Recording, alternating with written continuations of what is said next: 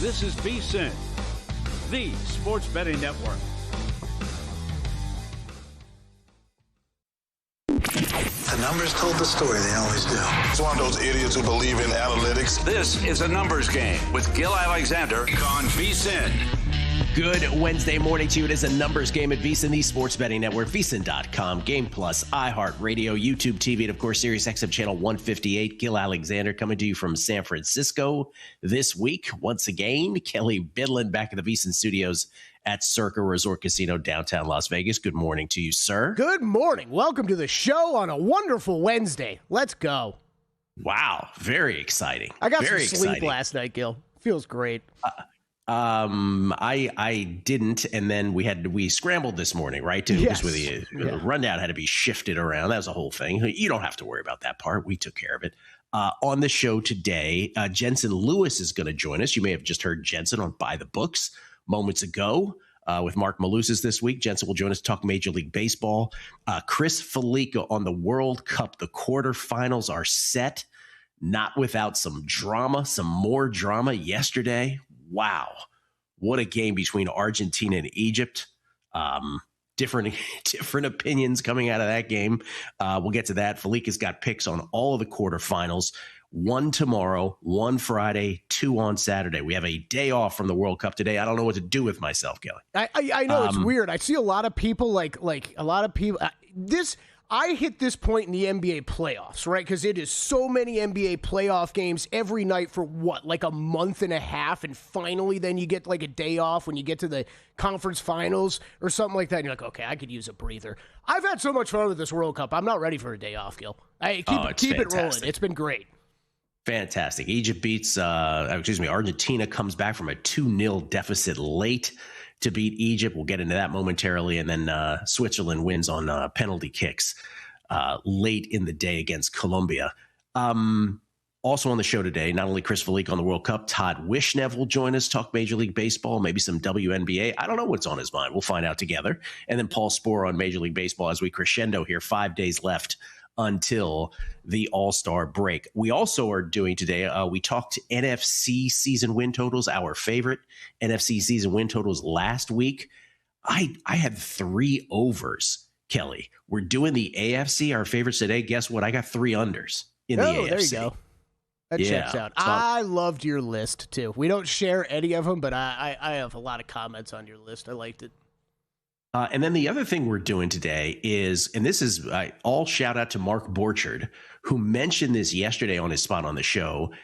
He said next week when he's on with you guys, he's going to do his Sabermetric All-Stars. Now, this is a tribute to a segment that Mark and I used to do on the Betting Dork podcast over a decade ago, where around this time of year, heading into the All-Star break, right on the All-Star break, we would highlight the most underperforming and most overperforming starting pitchers in Major League Baseball, so that when they start moving forward, you have sort of a baseline to realize, oh, this is a place perhaps to exploit when these pitchers on the hill, either to the good or to the bad. So I will give you 2 underperformers today that are both involved in playoff hunts, and 1 just insane overperformer, which we will get to on the show. And then I don't know if Mark's going to have the same pitchers next week or different ones, but you know, there's a handful to choose from. That's for sure.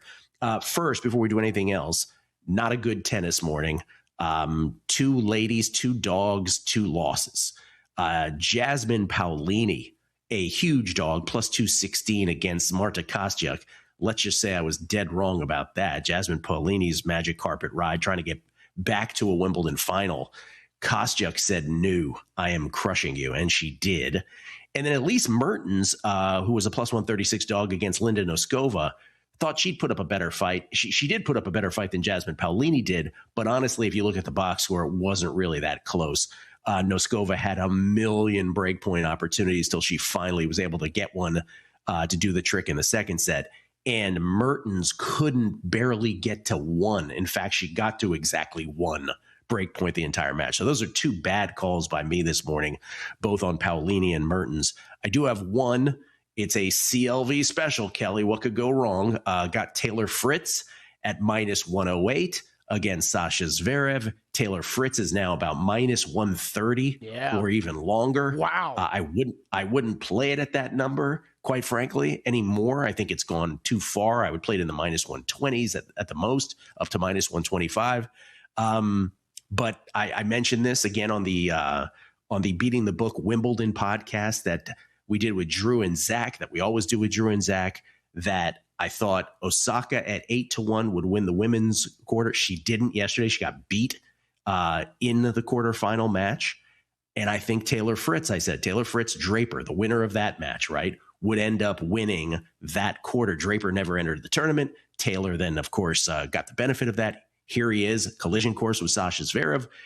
Neither was I able to bet because we did the podcasts before the quarters were bettable for me, and I had to jet out of town. Mm-hmm. It was sort of like the Red Sox monthly, where I had to mule that bet back into town, but I never got a chance to bet Fritz or Osaka. So hopefully Fritz gets it done for people who did bet that today, but I have Fritz in this upcoming match again at much better price than now exists, sadly. Again, pays to be a subscriber, VSiN.com/picks.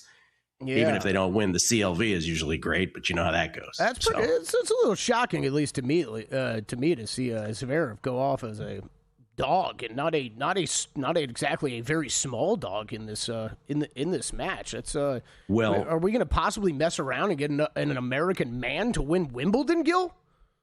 It is not possible with Jannik Sinner there, but if Jannik Sinner didn't exist, I would say it's possible. Fritz has great. So look, even from the beginning of when I've talked to you to now, this moment, Fritz has gone up from minus 130 to minus 134 on my board. There's got to be some buyback at some point, right? When is this match? You would think so. But the reason, again, that I said so winner of Fritz Draper is because if Fritz then, Draper didn't show up, Fritz, if you remember from the podcast, to those who listen, Fritz owns Zverev. Mm-hmm. Like Sasha Zverev, who just won his first major of the French Open, his kryptonite is Taylor Fritz. I think he's only beaten him once in his career. And Fritz has won like five or six others. Don't hold me to that, but it's a really lopsided head-to-head. Fritz just has his number, and this is really, honestly, probably Fritz's best surface. So I got Fritz, and again, we'll see how that goes. is all I can say. I like it. This was a really good grass season. Wimbledon has humbled me a bit. Yeah, updated futures right now. So you have Sinner and Djokovic will meet in the semis. Gil, maybe they play a 5-setter for like 18 hours, and maybe Fritz gets a tired one of those guys. But updated futures: Sinner minus 250, Novak plus 550, Fritz 7-1, Zverev 10-1, and then Kobley 25-1, and Arthur Furry 50-1. Arthur Furry is the out of nowhere of this tournament. Yeah, I'm just like, wow. I don't even know if I just said his name right. Did I do a good job? Great, good. Oh yeah, Arthur Furry. Yeah, Kobley's a big favorite against him today. For those who missed it, Novak Djokovic, maybe with the win of the tournament yesterday, beating Felix Auger-Aliassime in 5 sets, 10-4 breaker in the 5th, as Djokovic just at age 39 going for his 25th slam, still slugging away. So good on him. Just another vintage Djokovic performance where somehow he figures out a way to beat someone far his junior. About soccer yesterday, we will have Chris Felico on the Bear to talk about all the quarterfinal matches. Looking forward to that because Chris knows far more than you and I, Kelly, if I may be so bold to say that about you as well. How dare you? I'm sorry. But yesterday, man, so Switzerland beats Drew had Switzerland to advance, called it perfectly. Switzerland beats Colombia in PKs. Colombia certainly had their chances, but Switzerland advances. So we have in terms of the quarterfinals tomorrow, 4 p.m. Eastern, France, Morocco. France is as far as the favorites are concerned, the biggest of the bunch. Minus 180 favorite on the 3-way. Morocco plus 550 coming back. The draws plus 290. That's in Foxborough tomorrow. France expected as the tournament favorite to get by. Friday, 3 p.m. Eastern. Again, all these times are a little different. Spain, not quite as big of a favorite as France is on Thursday, but they're a minus 165 favorite on the 3-way against Belgium, who obviously beat Team USA to get here. The draws plus 295. Spain minus 340 to advance. By the way, France minus 390 to advance tomorrow. That one on Friday between Spain and Belgium is at SoFi. Then Saturday, it's the doubleheader, Kelly, where it's a 5 p.m. Eastern start to the first one and a 9 p.m. start Eastern to the second one. The first one is the big one. Norway, England. Let's go, Norway. Let's go. Norway's plus. England is minus 115 on the three-way. Norway plus 310 on the comeback draw, plus 270. Norway plus 180 to advance. England minus 225. And then the nightcap, Argentina against Switzerland. Argentina is a minus 140 favorite on the three-way. Switzerland plus 450 coming back to draw, plus 255. That one's in Kansas City. By the way, England and Norway is in Miami earlier in the day. And I just have to say this, and I want to get your thoughts on Argentina, the comeback yesterday, late in that match where it looked like Egypt got a 2-0 lead. It got called back by VAR on a foul that occurred, on the other end of the field, like 10 seconds before the would-be goal was actually scored. Egypt still takes a 2-0 lead after that. And then Argentina, just when you think they're done, 2-1, then the equalizer from Messi, then the eventual game winner in added time. Just incredible, man. Yeah, it really was. It was, man, it happened all so quick. I was here finishing up some work, was standing right here watching this game with JVT. We were watching the goal get called back, and I was just stunned. I'm like, really? Like, he stepped on his foot, and it was like 10 minutes ago at the other side of the field. That was shocking. And then I got in my car and drove home, Gil, and by the time I got home, we were already in added time, and it was Argentina going on to win. I was like, what did I just miss in 20 minutes? It's incredible. Incredible. I'm going to ask Felica about, among other things, right, about, VAR, because people are saying, oh, it wasn't intended for that, but there is no stipulation, there's no words, and there's no language that states how far away or how prior to the goal actually being scored if the other team doesn't get possession in between. So by the word, it matters. Coming back with Jensen next. Racetrack Television Network brings you every race, from every track, on every screen, every day. With monthly packages starting as low as $5, RTN gives you great value and access to more live HD streaming and race replays than anyone. Visit RTN.tv today to sign up and watch on almost any device, including Roku and Amazon Fire. Use promo code TRYRTN for a 5-day free trial. This is VSiN, a network of sports betting analysts, writers, hosts, and handicappers, all here to help you become a more confident bettor. We broadcast live every day from Las Vegas, the sports betting capital of the world, and from studios across the country, giving you insight from every angle of the action. Take VSiN with you wherever you go with the VSiN Watch app, or catch us on streaming platforms and regional sports networks. You can also listen live on SiriusXM Channel 158 and on radio stations nationwide. Check out VSiN.com as well for betting tools, exclusive betting splits, AI-powered player prop projections from Opta, pro picks for every game, plus in-depth betting guides and articles built to give you an edge. From sharp betting analysis and daily best bets to insider interviews and expert breakdowns, VSiN is your trusted source for everything happening in the world of sports betting. See everything we have to offer at VSiN.com and become part of the Sports Betting Network. Coming up on the next edition of Follow the Money, Dallin Cup with his best bets for the World Cup quarters. Also the disappointment with USA. Jeff Seeley, best bet Scottish Open. 1 week before the Open Championship. Mike Palm, VP of Circa, stops by. Top bottom. And also day baseball and a good MLB card. Follow the Money 4 to 7 Eastern on VSiN, the Sports Betting Network, SiriusXM Channel 158. Check out the website for all the betting tools and analysis, or get the VSiN Watch app.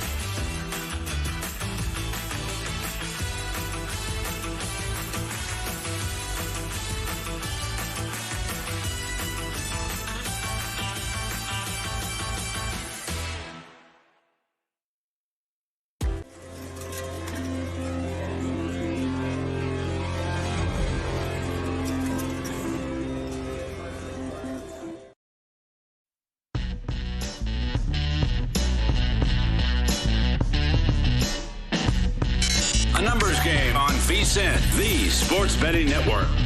There is no shortage of betting opportunities this summer, from daily MLB and World Cup soccer to the countdown to football season. That's why now is the perfect time to lock in VSiN's football special for just $175. You'll get full VSiN Pro access through the Super Bowl, including our all-new 2026-27 NFL betting guide to help you attack futures, win totals, division races, and the upcoming season. Plus, you'll get daily best bets, real-time betting splits from DraftKings and Circa, AI-powered prop projections, 24/7 video on the VSiN Watch app, and coverage of every major sport all year long. And remember, the earlier you sign up, the more value you get. Head to VSiN.com/subscribe now. That's VSIN.com/subscribe. Gil Alexander in San Francisco, Kelly Midland in Las Vegas. And this gentleman comes to us from Cleveland, Ohio. I believe it's Cleveland proper. He may tell me differently, but it's the Cleveland area anyway.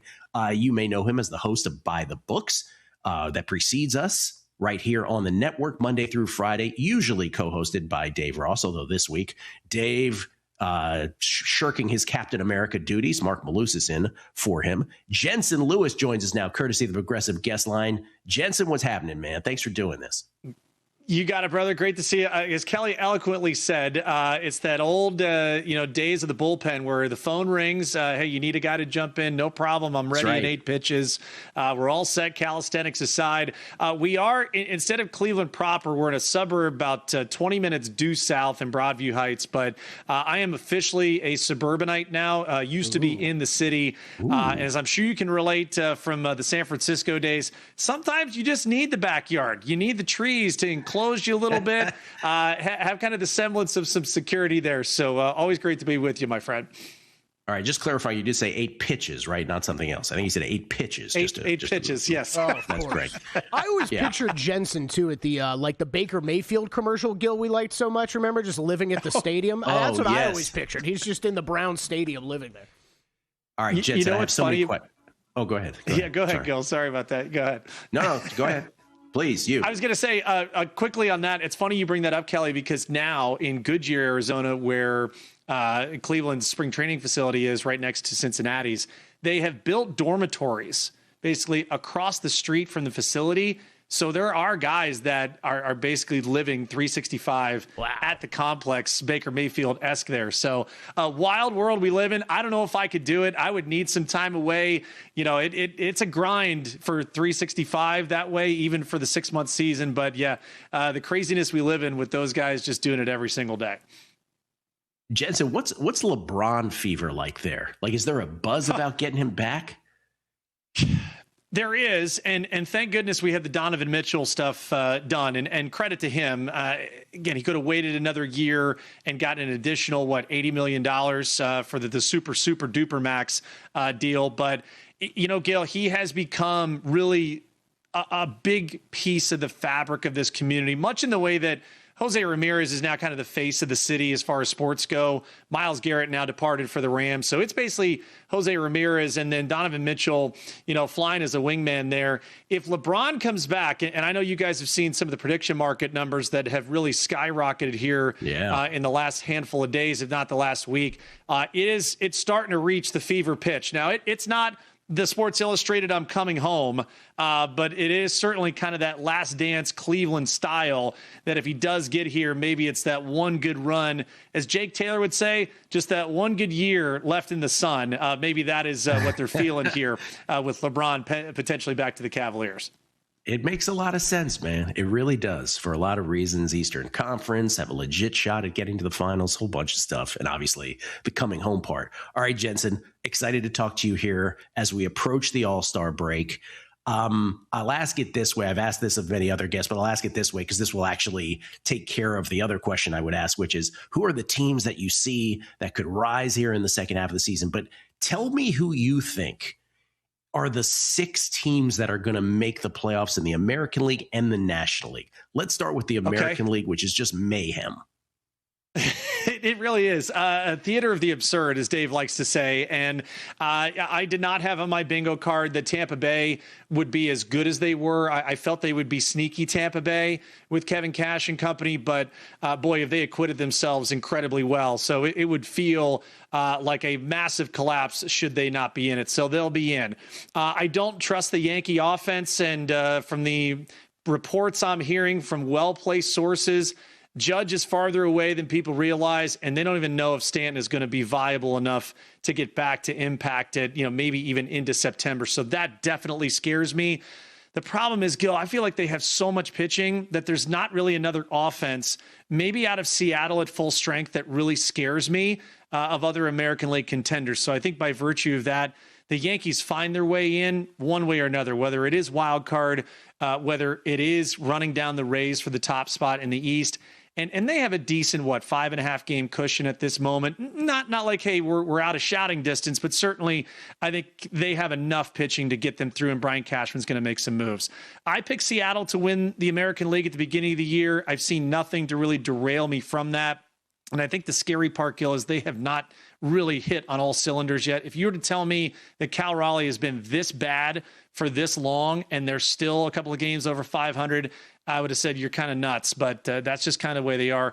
They've got the deepest pitching, top to bottom, when healthy. I think Seattle's in as well. So Tampa, the Yankees, the Mariners. I love the staying power of the White Sox. And from what I'm hearing, Gil, they are primed to make a big move and maybe swing for the fences as a blockbuster move candidate at the trade deadline. Now, that's the caveat I'll give you, because so many teams are still alive, and I don't think anyone's selling until the very last minute.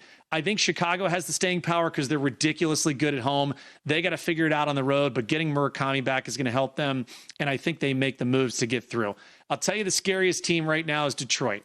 Since June 1st, they have been an offensive juggernaut. I think they will keep Tarek Skubal if they're within about 4 or 5 games at the trade deadline. I just think they believe, like everyone else does, that everything is open. So I think Detroit maybe finds their way and sneaks their way into a playoff spot. I think it comes down then to Tampa, New York, Seattle, Chicago. We're looking for 2 teams. I played a future on Texas at 30-1 to win the World Series at the beginning of the year. I think they've got enough to get through. I do have questions about their offense, but I'll take Texas. And then, I think a lot is going to be predicated on what happens. And this is wild to say. We may get a second team out of the Central instead of a third team out of the American League East. I can't buy Toronto's offense. I certainly can't with Boston either. So I'll go on a limb and say that it's going to be another wild card team outside of Detroit. Maybe they do end up running down the White Sox, but I think of one of Cleveland or Minnesota find their way in. What I love about that is every time I ask it, I get the same kind of direction of answer. People say Tampa Bay and the Yankees in whatever order. Then they jump to Seattle before then taking a deep breath and trying to figure out the rest. But what you said in there, we talked a little bit about this off air. You're right, which is these teams may not be in sell mode till the very end before the trade deadline because they all think they have a shot. It's going to be amazing. National League, a little easier. Yeah. Oh, sorry, I think the National League is a little more cut and dry, and I would start with the Dodgers and the Phillies. Atlanta is scaring me a little bit now with the injury issues. They're leaking some oil offensively. Boy, without Acuna in there, it is a completely different dynamic, and I don't know how much more Matt Olson can do along with Drake Baldwin to try and keep this team above water. They're going to get pitching reinforcements back. But I think it starts with L.A. and Philadelphia. Milwaukee, too, is in that conversation. By the time we get to the end of the year, Gil, it's between those 3 as far as who's going to get, I think, the top 2 seeds in the National League. I have been extremely bullish on the Miami Marlins. I did take a little piece of them at 35-1 to win the National League East just because I think they are absolutely scorching hot.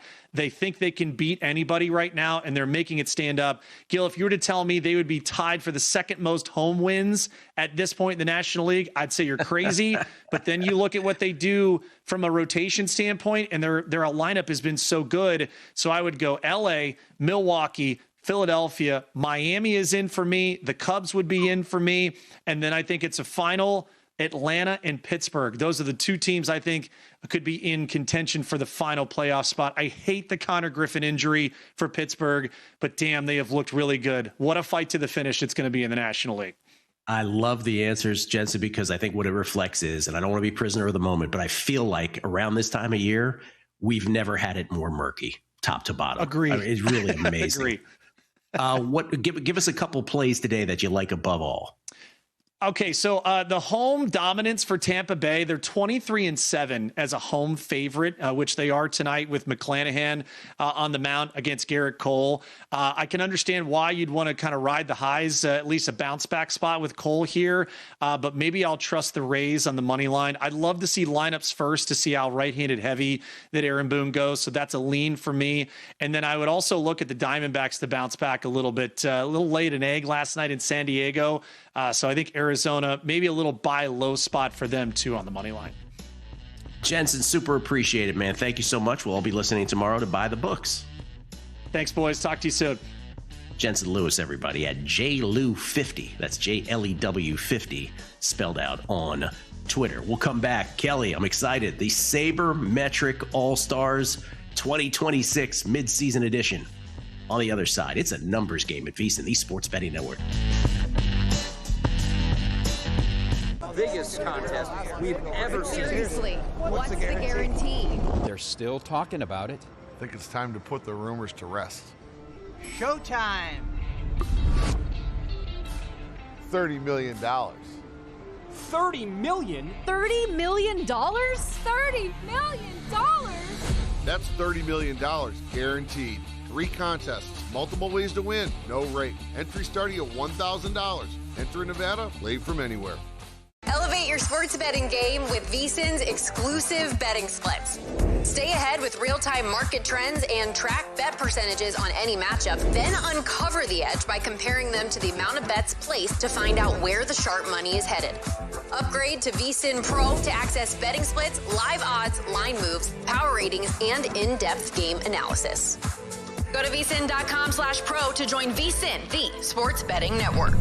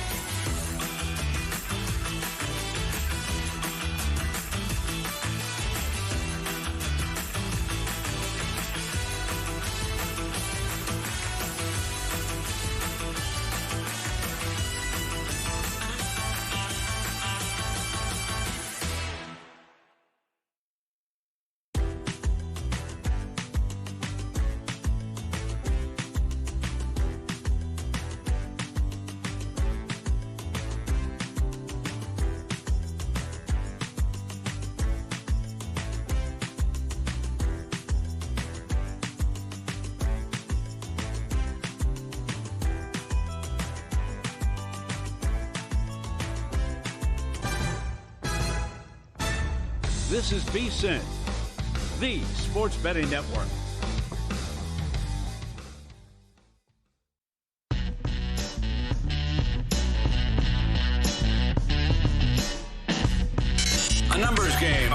VSiN, the Sports Betting Network. Don't forget about the sharp plays, unmatched transparency with records updated daily, AI betting analysis, real-time global betting info and alerts directly from the pros. You can scan the QR code on your screen for more. Sharpplays.com. Check them out.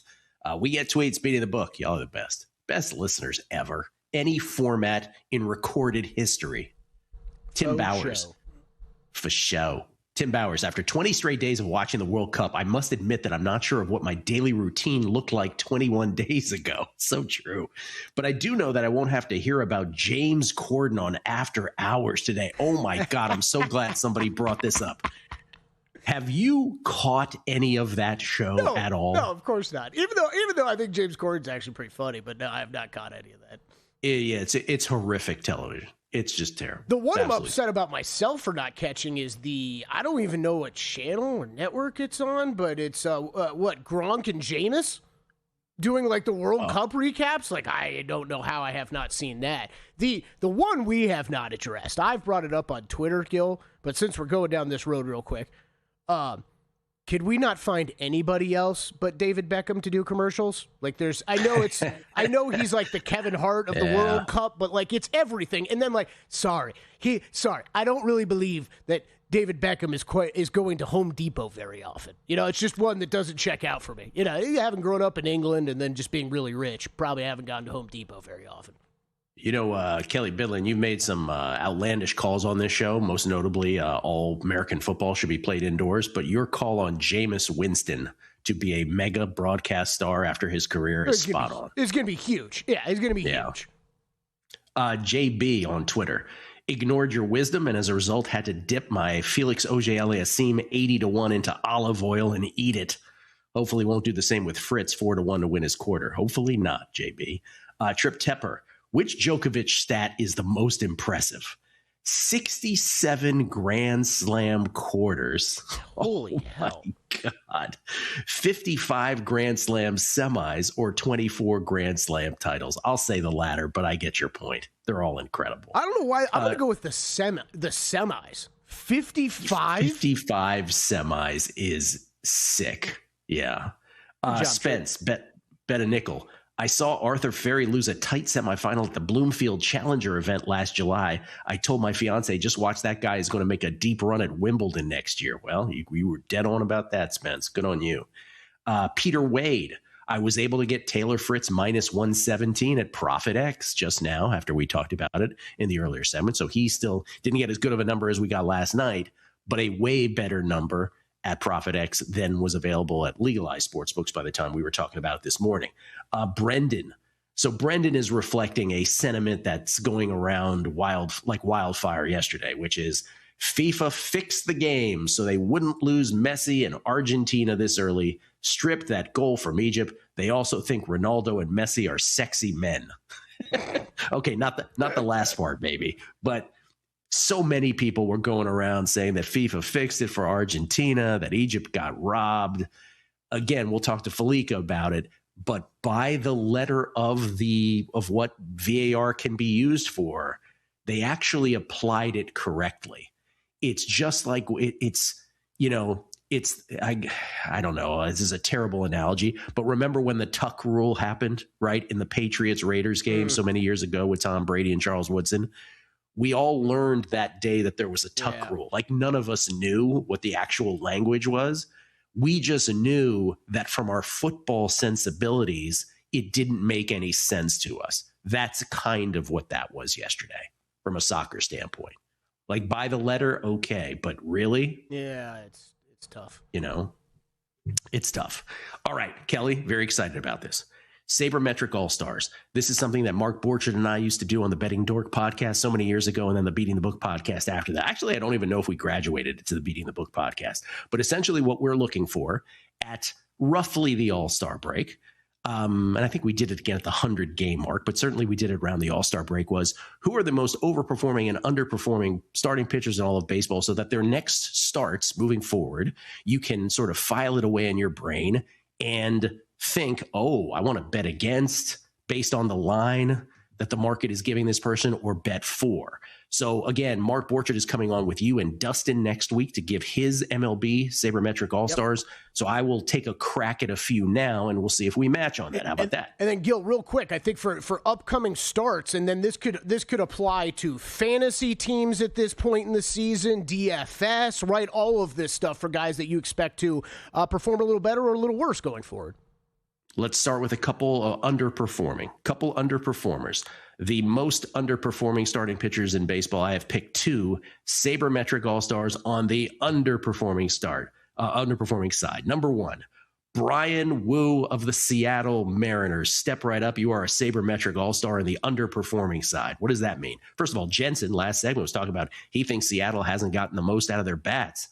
I will add George Kirby to that list, and I will certainly add Brian Wu.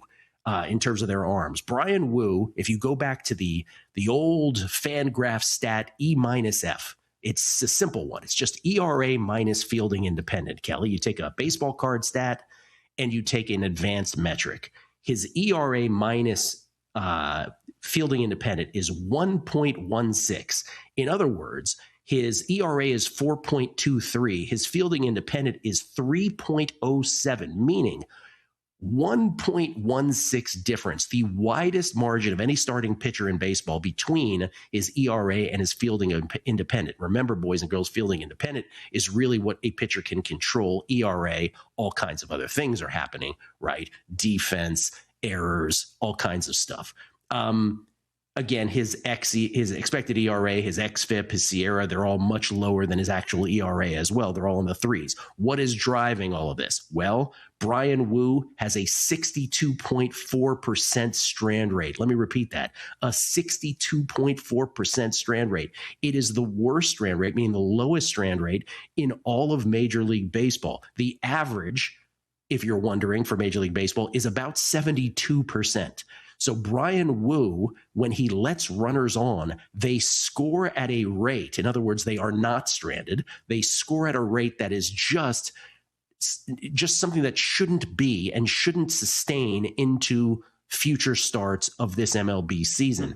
By the way, he has a 4.7% walk rate, which is the 3rd best in all of baseball. So not only it's both ways. He doesn't give many free passes, the 3rd best walk rate in all of baseball.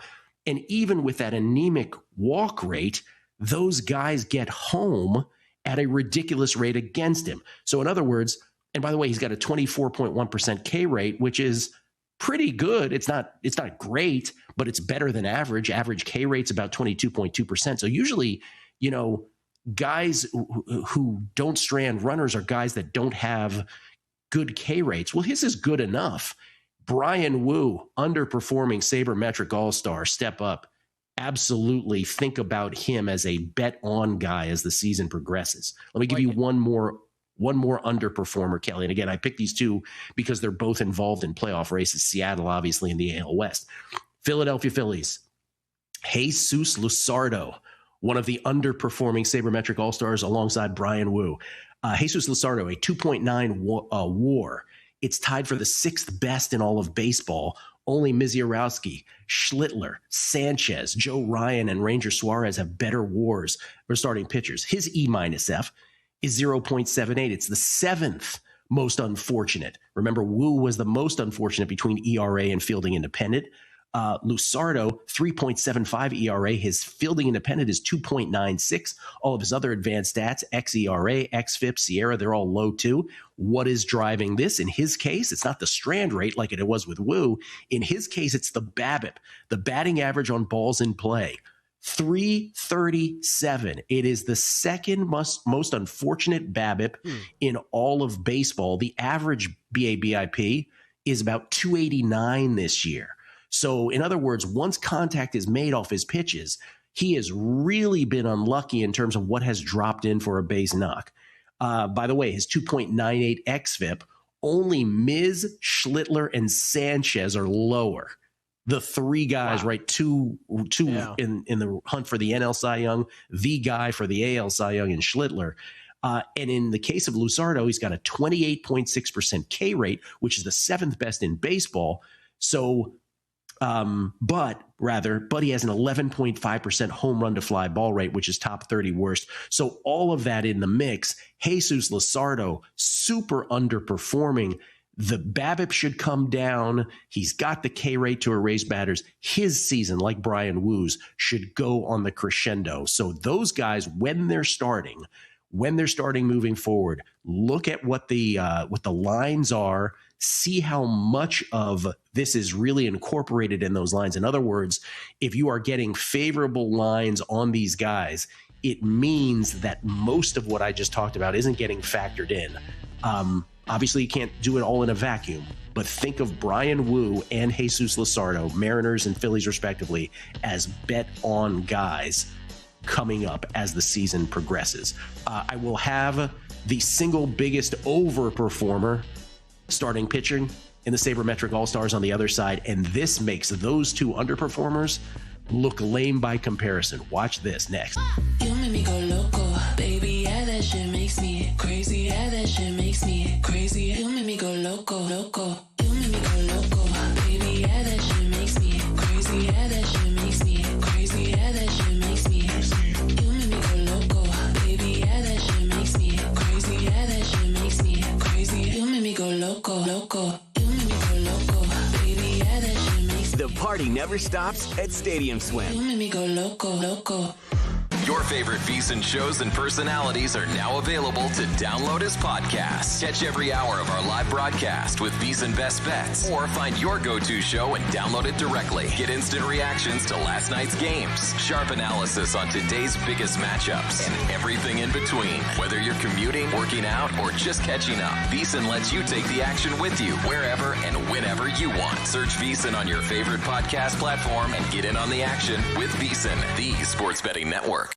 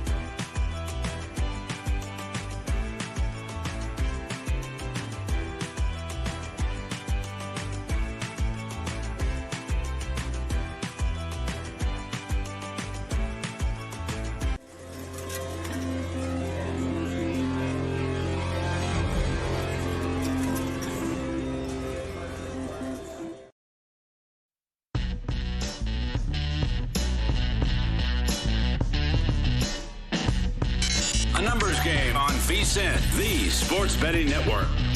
Back on a numbers game, live from Circa Resort Casino, downtown Las Vegas, in case of Kelly Bidlin. I am live from San Francisco this week. Just hanging out, just hanging out in the Bay, Kelly. That's what I'm doing in the summertime. Yeah, man. Chilling. Yeah. I'm sure you're loving every second of it so far. Kind of every second. Yeah. Jason H11 on Twitter. Which statement is most likely true? A, the world is flat. B, we never landed on the moon. C, there was a second shooter on the grassy knoll. And D, FIFA is a legit organization without corruption. Oh, man. Patrick Kelly, I'll just Ron Burgundy this one. Good morning, Gil and Kelly. Early for World Cup tomorrow. Of all the gin joints in all the towns in all the world, I'd watch France, Morocco at Carbone. Oh, wait, no screen, Jean-Georges. That's a little Aria inside television information is what that was. What's kind of funny is I've pulled that move before too, Gil. It's like, hey, wait, I want to go to dinner, but I got to watch this game. I'm going to go to Jean-Georges. I have watched more primetime NFL games outside of my apartment, I'm talking about, at Jean-Georges than any other place, probably, I would say. Rules for society. Red Sox get another win yesterday. Think you moved the line before DraftKings opened it morning of the first at 20-1. So unfortunately couldn't tell you. Took the O's at 50-1 instead. Yeah, Red Sox 4-1. 4-1, Kelly, in the most wins in July. But the Brewers swept the Cardinals yesterday in the doubleheader. So the Brewers are the leader in the clubhouse. They're 6-2. They got 6 wins. But if you're scoring at home, Brewers and Red Sox have the same remaining. Excuse me, the Red Sox have 2 more remaining games moving forward than the Brewers do. So it's way too early to worry about that kind of thing. But right now it's the Brewers at 6-2. The Rockies, after their come-from-behind win against the Dodgers yesterday, Shohei hit his 300th, but the Rockies come back and beat the Dodgers 5-2 on the young July, if you will, for the Rockies. Then it's the brigade of 4-win teams. The Twins are 4-1. Our Red Sox are 4-1 in 4th place. Tigers are 4-1. Pirates, Marlins, Rays, and Dodgers. Pirates and Marlins 4-2. Rays and Dodgers 4-3. So there you go. I'm not sure I remember a month that we've done this where the in-month odds have been this interesting. Because the look at the change, yeah. We're 8 games in, right? Or 7 games in, or 5 games in for some. Brewers 6-2, plus 170. Plenty of time to go here. Rockies 5-2, 60-1. Yeah, not gonna happen. Look who's the shortest shot after the Brewers though. The Red Sox 9-1. Rays. Let's go. Oh, are the Rays? Yeah, oh, yeah, I didn't see the Rays. Plus 850. No, speaking of that tweet, I kind of had the same reaction. I didn't even say it on air yesterday or the day before when we did this, and I was like, man, these updated odds on the Red Sox really did get short, but it's not so much about the updated odds. It's where it closed at finally. Because what number did you get again, Gil? 80? 80-1. And that got steamed down. That closed at like 20, 25. Yeah. So it's like not a huge adjustment off that. I think Circa remember Circus came out after William Hill Caesars. I think Circa might have opened the Red Sox at 25-1, or I missed the open on it. So yeah, I think you're right. When I first noticed it. Okay, so before the break, I did the 2 most underperforming. I don't know if they're the most underperforming, but they're among the most underperforming handful of starting pitchers in Major League Baseball to this point of the season. I highlighted Brian Wu of the Seattle Mariners, Jesus Luzardo of the Philadelphia Phillies. Take it for the information for what it's worth, because again, you shouldn't blanket bet them moving forward, but you should absolutely keep an eye on those 2 guys in their upcoming starts moving forward, because those guys, based on, again, strand rate for Wu, primarily BABIP for Luzardo, they are destined for a good regression to the mean. So you got to keep those 2 guys in mind. As I went to the break, though, and I probably worded it poorly, but the guy I want to highlight for who has overperformed the most in Major League Baseball to this point makes the underperformance of Wu and Luzardo look hilarious. Ladies and gentlemen, the overperforming baseball sabermetric all-star of 2026 at this all-star portion of the season, Eduardo Rodriguez of the Arizona Diamondbacks, sabermetric all-star overperformer extraordinaire. Eduardo Rodriguez, E-Rod as the kids call him, Kelly. Mm-hmm. E-Rod. Let's just take the simple ERA minus fielding independent. E minus F. Minus 1.76. In other words, Eduardo Rodriguez's ERA is 1.76 runs better than his fielding independent. He has a 2.25 ERA. You look at his ERA and you're like, oh my God, this guy's like all of those National League Cy Young contenders. He's just that good. But his fielding independent is 4.01. And here's why primarily. By the way, his expected ERA is 4.99. His xFIP is 4.49. His Sierra is 4.85. I mean, those are even worse. Here's why with all of that. His BABIP, his batting average on balls in play, is 244. That is the 8th most fortunate BABIP in all of baseball. It doesn't even come close to ending there. He has an 86.5% strand rate. 86.5%. Now remember, average strand rate's about 72%. His is 86.5%. That means he lets all these base runners on, and then magically they rarely get home. The only strand rate in Major League Baseball that is more incredible than that of Eduardo Rodriguez is Chase Burns's strand rate, which is north of 89%. But the reason I'm not putting Chase Burns here in this category, but I'm focusing on Eduardo Rodriguez, is because at least with Chase Burns, you have an elite strikeout rate, right? He's the 3rd best strikeout rate in all of baseball. So you can erase batters and get out of jams more easily. Eduardo Rodriguez, he has a 16.9% K rate, which is the 5th most anemic K rate of all starting pitchers in all of baseball, to go along with an 8.7% walk rate, which is the 14th highest walk rate in all of baseball. This is mind-blowing. In other words, he can't erase batters. He issues an amazing amount of free passes, and yet has a super fortunate BABIP of 244 that lends to a ridiculously high strand rate. By the way, his home run to fly ball rate, 8.3%, is the 10th most fortunate, meaning the wall scrapers that are either going to be caught or go out of the ballpark. He's been super fortunate on those alone. Thus, the 4.49 xFIP, by the way, 10th highest in all of baseball. Eduardo Rodriguez of the Arizona Diamondbacks, the most butt-lucky, technical term, most butt-lucky pitcher in all of baseball this year. Keep that in mind when he's on the hill moving forward. Sabermetric All-Star Extraordinaire 2026. Love it. Great breakdown, Thank you. man. Love it. Thank you very much. I'm very curious when Borchard comes on next week, when Base Winner comes on, we're going to have some match probably and some not. He's got it. I guarantee. Like I would bet on it, Rodriguez. I'd lay like minus 350. He's got Rodriguez in there. It's incredible. The only question on that, Gil, is the fact that is he a Diamondback? Is there a Diamondback bias that comes in? You never know. Oh, with Borchard. Yeah. True. Well, he's usually faithful fair to the numbers. Yeah. Usually. I want to squeeze in some golf here before we go to break. Sure. Let's do it. Hitting the club, boys. Let's hit the club. Let's do it. Oh yeah. I don't see the glow sticks from here. You know what? Neither do I, Gil. Besides one person, the Glenn. I think that's Darnell. I can never see his directing. Danny claims his is out. It's dead. That's true. I can't see. He's holding up one that's not flashing, so that really doesn't add to it much at all. No. All right, Scottish Open. Let's head over to Scotland. This is quickly becoming one of my favorite events. You know what, Gil? I'm going to first start off with the odds board here because this is, I think as we started to encounter some of the past couple majors where we've had this Scheffler winless streak, we've been wondering, hey, what's the futures liability look like for some of these majors, and is that affecting the numbers at all? It's kind of just funny at this point. I mean, you've been the one bringing it up for months now about, hey, it's another second-place finish for Scotty.